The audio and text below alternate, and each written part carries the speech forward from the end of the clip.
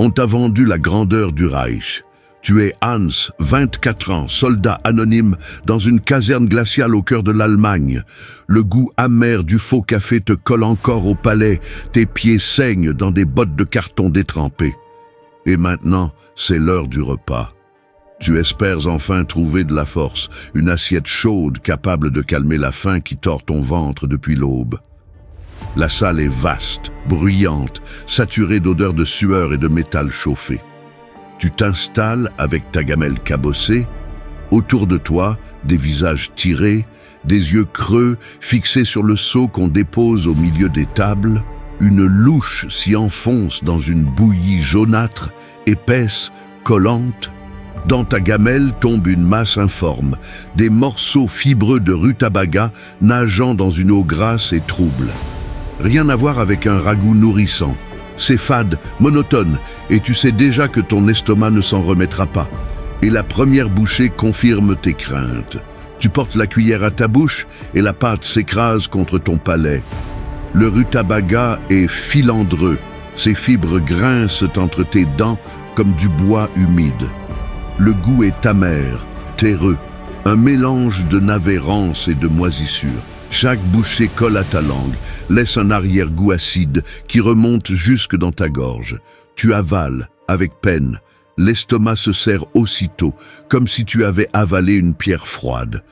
Autour de toi, personne ne parle. Chacun mâche lentement, résigné, les yeux vides. Certains recrachent discrètement les morceaux trop durs. D'autres boivent de l'eau trouble pour forcer la descente. Le repas n'apporte ni force ni réconfort. Il ne fait qu'alourdir ton corps, provoquer des crampes et la nausée. Le rutabaga, légume des bêtes, est devenu ton pain quotidien. Chaque cuillère est une humiliation silencieuse. Et quand la gamelle se vide, une vérité amère s'impose. Tu poses ta cuillère, le ventre lourd mais toujours vide. Ce n'était pas un repas, juste une punition avalée à la chaîne. Le rutabaga, ce légume fourragé qu'on réservait autrefois aux animaux, est devenu ton quotidien.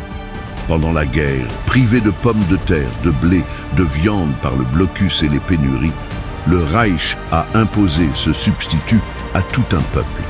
On t'avait promis abondance et prospérité, mais ton assiette ne contient qu'une bouillie indigeste, monotone, qui te laisse faible et malade. Seuls les hauts gradés pouvaient espérer un repas digne de ce nom, pendant que les soldats et les civils avalaient cette racine amère, symbole de la faim et de l'humiliation. Tu comprends alors, la force du Reich n'était qu'une façade. Derrière ces discours tonitruants, il ne servait à ces hommes que la nourriture des bêtes. Et demain soir, 21h, ton enfer continue, car après la faim viendra l'absurde.